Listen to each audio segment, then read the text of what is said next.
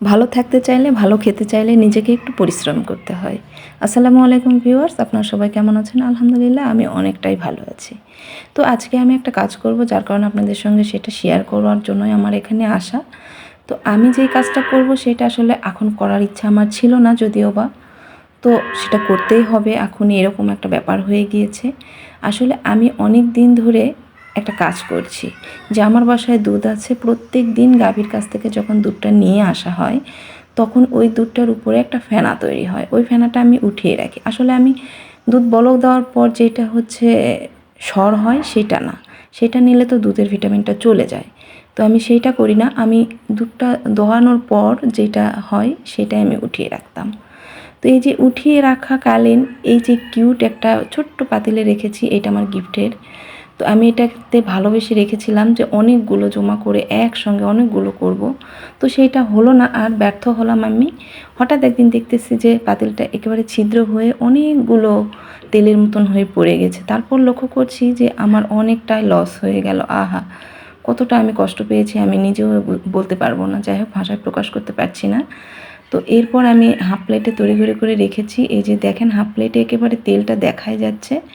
আমি এটা ঘি তৈরি করব এই উদ্দেশ্যেই রেখেছি। আসলে কিনে আনলে তো অনেকই পাবো, সমস্যা নেই, কিনতে তো পারবোই, কিন্তু কেনার চেয়ে বাড়িতে এটা তৈরি করলে এটার যে ভিটামিন বা এটার যে পুষ্টি আর এটা যে ভালো লাগে খেতে, এটা আসলে যারা করে তারাই ভালো জানে। আমার আসলে এগুলা কাজে কোনো অলসতা নেই, আমার খুব ভালো লাগে।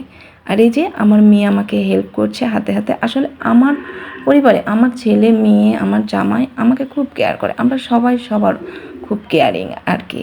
তো যাই হোক, আমাকে উঠে যেতে হলো না হাতটা ধোয়ার জন্য। এখানে আমার মেয়ে পানি নিয়ে এসেছে আমার জন্য, আমি হাতটা ধুয়ে এটা সুন্দর করে ঘাটা শুরু করে দিয়েছি। এইটা যতটা পরিমাণে ঘুরবেন ততটা পরিমাণেই সুন্দর হবে। এখন একটু লালচে ভাব আছে, এটা ঘুরতে ঘুরতে এক সময় হবে কি, এটা একেবারে মাখনের মতো সাদা হয়ে যাবে আর একদম শোলার মতো পাতলা হয়ে যাবে।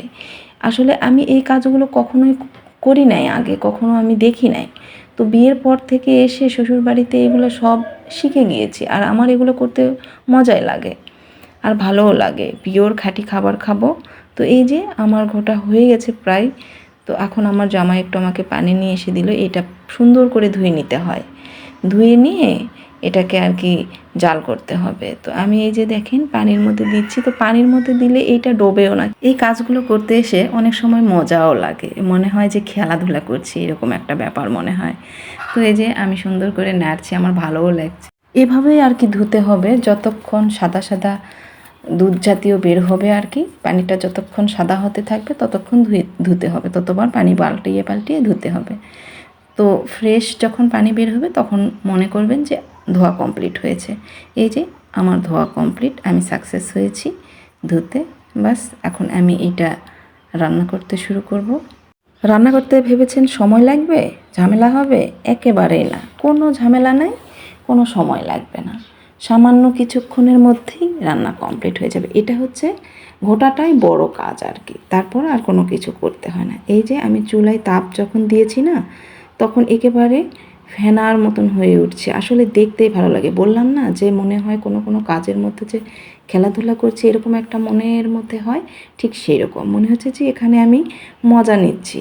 এই গরমে যে আমি রান্না করছি এটা আমার মনেই নেই, আমার মজাই লাগতেছে। এই যে দেখেন, নিচ থেকে যতটা তাপ হচ্ছে তখন এইটা তত পরিমাণে ফেনা হয়ে একেবারে ভরে যাচ্ছে কড়াইটা। ভালোই লাগছে, আসলে আমার নাড়াচাড়া করতেও ভালো লাগছে। আমি আসলে এই জাতীয় শখ করে করে রান্না করতে ভীষণ ভালোবাসি, আমার ভালো লাগে, খুব ভালো লাগে এক কথায়।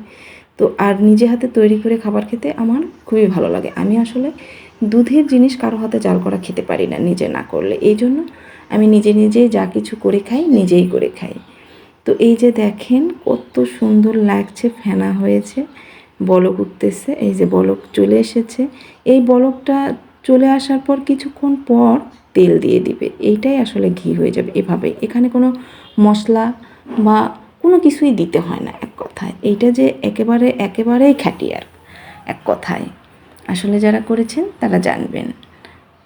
আর যারা নতুন, যারা বাসায় তো এখন বাচ্চা কাচ্চার জন্য সবারই দুধ থাকে, তো করে একবার হলেও ট্রাই করে অবশ্যই দেখবেন যে আমি যেই খাবারটা খাই আসলে সেটা করে খেতে কতটুকু মজা লাগে, কতটুকু ভালো লাগে। অবশ্যই ভালো লাগবে। দেখবেন আপনারা বারবার করতে চাইবেন আমার মতো। আমি যেরকম এটাকে এখন নেশা হিসাবে আমার হয়ে গিয়েছে। আমি যখনই দুধ সামনে পাই, যখনই এরকম আমার সুযোগ আসে, আমি কখনোই হাতছাড়া করি না। আমি আসলে এইটা বাসায় বানিয়েই আমি ঘি খাই। আমি কেনা ঘি একদমই খেতে পারি না। যেটাই বলেন আর কি। আগে আমি খেতাম না, এখন নিজে বানাতে পারি দেখে এখন নিজেই বানিয়ে নিজেই খাই। তো এই যে এখনও হয়নি, আর একটু হবে। নিচে দেখতেছি যে ওইগুলো একটু সাদা সাদা হয়ে আছে, ওইগুলো যখন একেবারে লালচে হয়ে যাবে তখন রান্নাটা কমপ্লিট হয়ে যাবে। আর এটা সারা বছর রেখে খেতে পারবেন আপনারা। তো আমি সারা বছরের জন্যই রেখে দিই। আমার বাসায় আমি প্রায়ই এরকম করি। তো আজকে একটু কমই হলো, বললামই তো অ্যাক্সিডেন্টমূলক আসলে আগেই করতে হলো, তা না হলে আমি আরও অনেক বেশি সর জমা করার পর আমি এই কাজটা করতাম। তো বাস, আমার রান্না প্রায় সাকসেস হয়েছে।